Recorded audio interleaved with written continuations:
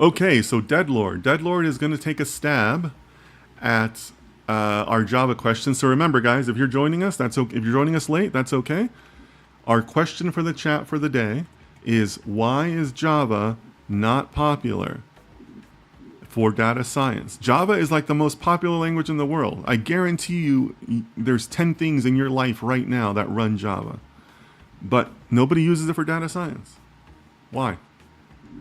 So Deadlord is saying maybe because our libraries are in Python and not in Java. Yeah, Deadlord, I hear that answer a lot, but that's what I would call a level 1 answer, right? Because yeah, there is the library support, and that's what people say, but why?